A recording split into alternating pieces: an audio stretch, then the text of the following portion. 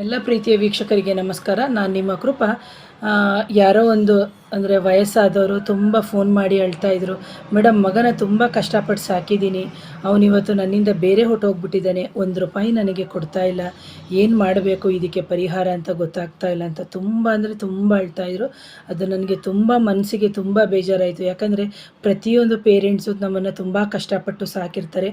ಅಂತಹ ಸಂದರ್ಭದಲ್ಲಿ ನಾವು ಅವರ ಏನೋ ಮಾತನ್ನು ಧಿಕ್ಕರಿಸಿ ಹೋಗುವಂಥದ್ದು ಅಥವಾ ಸಂಬಳವನ್ನು ತಗೊಂಡು ನಾವು ಚೆನ್ನಾಗಿ ನೋಡ್ಕೊಳ್ಳದೆ ಇರುವಂತಹ ಪರಿಸ್ಥಿತಿ ಪ್ರತಿಯೊಬ್ಬರು ಮನೆಯಲ್ಲೂ ಇದೆ. ದಯವಿಟ್ಟು ಹೇಳ್ತೀನಿ, ಪ್ರತಿಯೊಂದು ಪೋಷಕರನ್ನು ಜೊತೆಗೆ ನಮ್ಮ ಅತ್ತೆ ಮಾವದಿರನ್ನು ನಾವು ಚೆನ್ನಾಗಿ ನೋಡ್ಕೊಳ್ಳುವಂಥದ್ದು ನಮ್ಮ ಧರ್ಮ, ನಮ್ಮ ಕರ್ತವ್ಯ, ಜೊತೆಗೆ ನಮ್ಮ ಪ್ರೀತಿ. ಈ ಎಲ್ಲವನ್ನು ನಾವು ಪ್ರೀತಿಯಿಂದನೇ ನಾವು ಮಾಡಬೇಕು. ಈ ವಿಡಿಯೋ ಅವ್ರಿಗಾಗಿ ನಾನು ಮಾಡ್ತಾ ಇದ್ದೀನಿ. ಅವರು ತಕ್ಷಣಕ್ಕೆ ಪರಿಹಾರ ಹೇಳಿ ಅಂತಂದರು. ನಾನೇನೋ ಬೇರೆ ಕೆಲಸ ಮಾಡ್ತಾಯಿದ್ದೆ, ಆಗ ನನಗೆ ಹೇಳಲಿಕ್ಕಾಗಲಿಲ್ಲ. ಸೊ ಹಾಗಾಗಿ ನಾನು ಹೇಳಿದ್ದೆ ಅವರಿಗೆ ಈ ಪರಿಹಾರವನ್ನು ನಾನು ಹೇಳ್ತೀನಿ ಅಂತಂತ.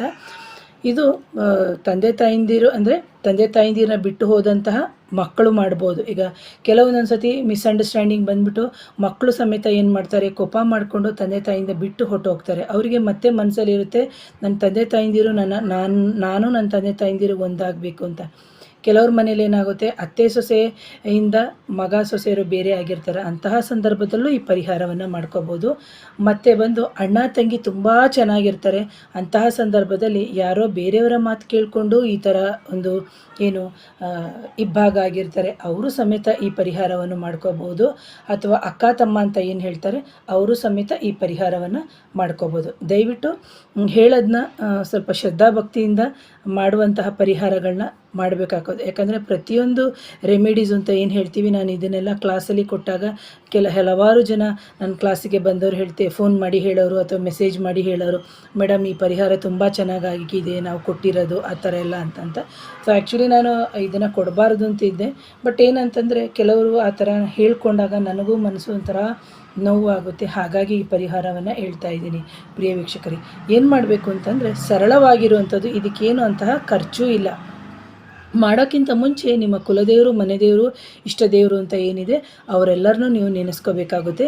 ಜೊತೆಗೆ ಇದು ಬಂದು ಬೆಳಿಗ್ಗೆ ಅರ್ಲಿ ಮಾರ್ನಿಂಗ್ 6 to 7 ಒಳಗಡೆ ಮಾಡಿ, ಇಲ್ಲದಿದ್ದರೆ ಸಂಜೆ 6 to 8 ಒಳಗಡೆ ಮುಗಿಸ್ಕೋಬೇಕಾಗುತ್ತೆ.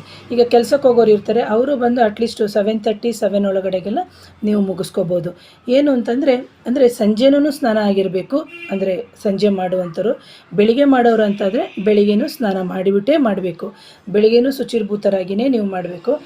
ಜೊತೆಗೆ ಬೆಳಿಗ್ಗೆ ಖಾಲಿ ಹೊಟ್ಟೆಲೇ ಮಾಡಬೇಕು. ಸಂಜೆ ಮಾಡೋರು ಸಂಜೆ ಏನು ಕುಡ್ದಿರ್ತೀರಿ, ಕಾಫಿ ಟೀ ಆ ಥರ ಇದ್ದಾಗ ಮಾತ್ರ ಮಾಡಿ.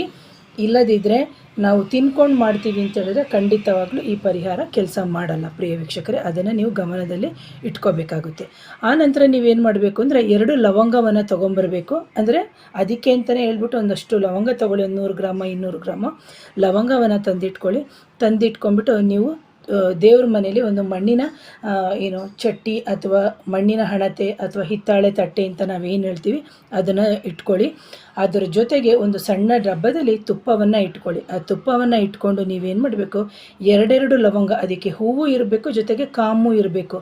ಅಂತಹ ಒಂದು ಲವಂಗವನ್ನು ನೀವೇನು ಮಾಡಬೇಕು, ಶುದ್ಧವಾಗಿ ತುಪ್ಪದಲ್ಲಿ ನೆನೆಸ್ಬಿಟ್ಟು ಅದರೊಳಗಡೆಗೆ ಆ ಮಣ್ಣಿನ ಪಾತ್ರೆ ಅಥವಾ ಮಣ್ಣಿನ ಚಟ್ಟಿ ಅಥವಾ ಹಿತ್ತಾಳೆ ತಟ್ಟೆ ಅಂತ ನಾವೇನು ಹೇಳ್ತೀವಿ ಅದರೊಳಗಡೆಗೆ ಹಾಕ್ಬಿಟ್ಟು ನೀವು ಅದರ ಜೊತೆಗೆ ಸಣ್ಣದಾಗಿ ಒಂದು ಕರ್ಪೂರವನ್ನು ಹಾಕಬೇಕು. ಕರ್ಪೂರವು ಪೂರ್ತಿ ಏನಾಗಬೇಕು, ಅದನ್ನು ಅಂದರೆ ಬೆಂಕಿ ಪಟ್ಟಣ ಹಚ್ಚಬೇಕು.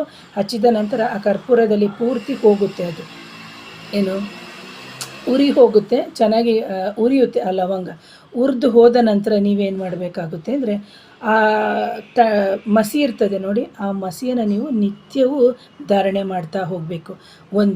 ಎರಡನೇದಾಗಿ ಏನು ಮಾಡಬೇಕು ಅಂತಂದರೆ, ಅದೇ ರೀತಿ ಆ 2 ಲವಂಗಗಳನ್ನ 2 ಪೇಪರ್ ಮಾಡಿಕೊಡಿ. ಒಂದು ಪೇಪರಲ್ಲಿ ತಗೊಂಡು ಯಾವ ವ್ಯಕ್ತಿ ಅಂದರೆ ಗಂಡನ ಹೆಸರಾದರೆ ಗಂಡನ ಹೆಸರು ಬರೀರಿ, ಹೆಂಡತಿಯ ಹೆಸರಾದರೆ ಹೆಂಡತಿಯ ಹೆಸರು ಬರೀರಿ. ಅದೇ ರೀತಿ ಬರೆದು ಬಿಟ್ಟು ನೀವೇನು ಮಾಡಬೇಕಾಗುತ್ತೆ ಅಂತಂದರೆ ಆ ಲವಂಗ ಅಂದರೆ ಖಾಲಿ ಪೇಪರ್ ಇರ್ತದಲ್ಲ, ಆ ಖಾಲಿ ಪೇಪರ್ ಮೇಲೆ ವ್ಯಕ್ತಿಯ ಹೆಸರು ಬರಿಬೇಕು. ಅದರೊಳಗೆ 2 ಲವಂಗವನ್ನು ಹಾಕಬೇಕು. ಮತ್ತು ಇನ್ನೊಂದು ಪೇಪರ್ ಒಳಗಡೆ 2 ಲವಂಗವನ್ನು ಹಾಕಬೇಕು. ಹಾಕಿಬಿಟ್ಟು ನೀವೇನು ಮಾಡಬೇಕು ಅಂತಂದರೆ, ಮತ್ತೆ ಅದನ್ನು ನಿಮ್ಮ ಕುಲದೇವರು, ನಿಮ್ಮ ಮನೆ ದೇವರು ಅಂತ ಏನಿದೆ ಅಲ್ಲಿ ಇಟ್ಟು ಪೂಜೆ ಮಾಡಬೇಕು. ಪೂಜೆ ಮಾಡಿದ ನಂತರ ನೀವೇನು ಮಾಡಬೇಕು, ಮುಂದಿನ ಅಂದರೆ ಯಾವತ್ತೂ ನೀವು ಮಾಡಿರ್ತೀರಿ, ಶುಕ್ರವಾರ ಮಾಡಿದರೆ ಶುಕ್ರವಾರ ತೊಗೊಳ್ಳಿ, ಶುಕ್ರವಾರನೇ ತೊಗೊಳ್ಳಿ ಪರಿಹಾರವನ್ನು. ಶುಕ್ರವಾರ ಆದ ನಂತರ ಮುಂದಿನ ಶುಕ್ರವಾರ ತನಕ ನಿಮ್ಮ ದೇವತಾ ಕೋಣೆಯಲ್ಲೇ ಇಟ್ಟಿರಿ. ಆ ನಂತರ ನೀವೇನು ಮಾಡಬೇಕು, ಒಂದು ಮಗ್ಗು ಅಥವಾ ಸ್ನಾನಕ್ಕೆ ಅಂತ ನಾವೇನು ಮಗ್ಗು ಯೂಸ್ ಮಾಡ್ತೀವಿ, ಅಥವಾ ಒಂದು ಪಾತ್ರೆ ಅಂತ ನಾವೇನು ತೊಗೋತೀವಿ ಸ್ನಾನಕ್ಕೆ, ಸ್ಟೀಲ್ದು ಆ ಥರದ್ದು, ಅದರಲ್ಲಿ ತೆಗೆದುಬಿಟ್ಟು ನೀವೇನು ಮಾಡಬೇಕು, ಅದೆರಡು ಪೇಪರನ್ನು ಡಿಪ್ ಮಾಡಬೇಕು. ಅಂದರೆ ನೀರಿನಲ್ಲಿ ನೆನೆಸಬೇಕು. ಅದು ಪೇಪರೆಲ್ಲ ಕರಗಿದ ನಂತರ ಆ ಲವಂಗ ಮತ್ತು ಆ ಪೇಪರ್ನ ತೊಗೊಂಡೋಗಿ ಒಂದು ಮರದ ಗಿಡಕ್ಕೆ ಕೆಳಗಡೆ ಹಾಕಿ ಬರೋದ್ರಿಂದ ಖಂಡಿತವಾಗ್ಲೂ ಯಾವ ಸಂಬಂಧಗಳು ದೂರ ಆಗಿದೆ, ಅಣ್ಣ ತಂಗಿ, ಅಕ್ಕ ತಮ್ಮ, ಅಥವಾ ಗಂಡ ಹೆಂಡತಿ, ಅತ್ತೆ ಮಾವ ಅಥವಾ ಅತ್ತೆ ಸೊಸೆ, ಇದೆಲ್ಲವೂ ಸಂಬಂಧಗಳು ಹತ್ತಿರ ಆಗುತ್ತೆ ಅಂತ. ಯಾಕಂದರೆ ಪೇಪರ್ದು ನೀವೇನು ಇದಾಗ್ಬಿಡುತ್ತಾ ಅಂತ ನೀವು ಕೇಳ್ತೀರಿ. ನಾವು ದೇವಸ್ಥಾನಗಳಿಗೆ ಹೋದಂತಹ ಸಂದರ್ಭದಲ್ಲಿ ಏನು ಮಾಡ್ತೀವಿ ಹೇಳಿ, ಅರ್ಚನೆಗೆ ಒಂದು ಟಿಕೆಟನ್ನು ತೊಗೋತೀವಿ. ಇಷ್ಟು 20 ರೂಪಾಯಿ, 30 ರೂಪಾಯಿ, 50 ರೂಪಾಯಿ ಕೊಟ್ಬಿಟ್ಟು.